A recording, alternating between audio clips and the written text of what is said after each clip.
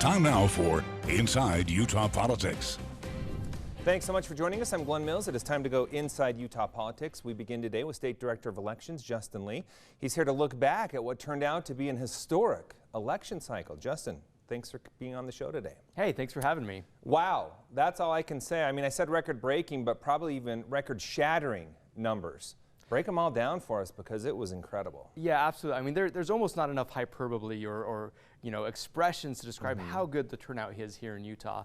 So we hit 90.09% of active voter turnout. Now, if you compare that to previous elections, in 2016, we had 82% of active voter turnout, and that was our highest ever. We were really excited about that. Well, I shouldn't say ever, highest in about 60 years. But 90% goes back to 1964 was the last time we were in that territory, when we had 89% turnout. So just mind-blowing turnout across the board. Yeah, and I like how you bring that up because this isn't just about the population getting bigger. This is just percentage of active voters. That's right. We're not just talking about more people voting, although 1.5 million people voting, that's 360,000 more people than voted in 2016. So raw numbers is very impressive. But the other number I want to talk about is the vote eligible population. So this is the group of people that could register and could vote. And we had a huge number of those people who showed out. Our previous high was 59% of the vote eligible population. And we only have numbers going back to about 2000 for that. But this year we're up to 69% of the vote eligible population turning out.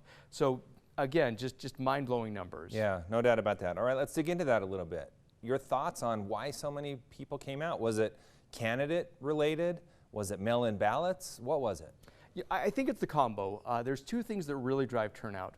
One is as an interesting issue or a candidate on the ballot. If we look back at 2018, we had medical marijuana on the ballot, proposition number 2, and that was the contest with the most votes in the state, and we had the highest midterm turnout we've ever had, beating most presidential elections in 2018. So certainly the presidential race this year drove a lot of turnout.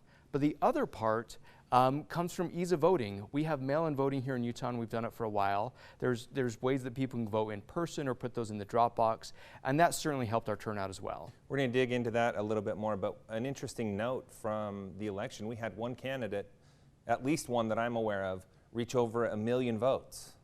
That's right. Auditor John Dougal got over 1 million votes, which is the first time I think we've ever seen a candidate who's broken 1 million votes here in Utah. And that's really almost as many votes as we had total in 2016. So it's a big threshold. Now that's an interesting way to look at that. One candidate got just about as many as what we saw in 2016. That's right. All right, let's dig into the canvassing process a little bit more. It kind of was thrown into the spotlight this year, more so than others. First off, give us the definition of what that is and what's going on during that time. So the canvass is really the official certification period and official certification process for the ballot. So after Election Day, there's still, as everyone knows here in Utah, plenty of ballots to be counted with by-mail ballots and then provisional ballots. And then what happens 2 weeks after the election at the county level is the Board of Canvassers meets. And really at the county level, that's just the county commission or the county council. And they look at all the election returns and then certify that official turnout, the official numbers of the races, and that's called the canvass.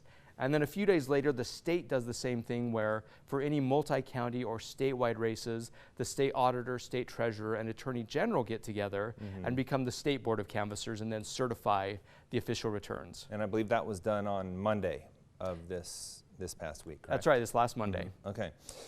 All right, so we really, here in Utah, we're kind of used to that, but this time it seemed like maybe it was more widespread where we saw from election night to the final canvassing period, 2 weeks later, some really close races flip. It seems like we saw more of those this year than we have in past elections. You know, it did seem like we saw quite a few races flip, and it's not too different here in Utah. This is something we've seen for a long time, particularly with vote by mail. But when you have a very, very close race, it's not unusual to see a change. But what was interesting is that we saw several, particularly House races, that were leaning one way on election night and even for several days after election night. And by the time we got to that official canvass, had flipped to the other candidates. So I'm not sure exactly what that says about the voters who turned out at one point versus the other, or the voters who voted through the provisional process, maybe registered to vote on election day. But that was an interesting shift. Yeah, I think it was kind of a surprise that even provisionals broke so big for Republican candidates. So we were following closely another one, Utah's 4th Congressional District, and I think this came from probably more so people outside of the state of Utah, but even here in the state of Utah, the big question is, what's taking so long? You already kind of went through that, but that's just how it is when we have mail-in ballots, right? It is. This is part of the deal. But I'll say for the 4th Congressional District, even before we were voting by mail, so back when the district was first created, and the first election we had the 4th Congressional District was 2012. And back then, we didn't have as many mail-in ballots. Duchesne County was the only county voting by mail. And we also had a blackout period where you didn't get election results after election night until that canvass period. And so people who remember that it was, just a little over 700 votes that separated the outcome in 2012 in the 4th District, and we didn't know that outcome for 2 weeks even back then. But we have seen with vote by mail, we have a lot more ballots that come in after Election Day and have to be counted.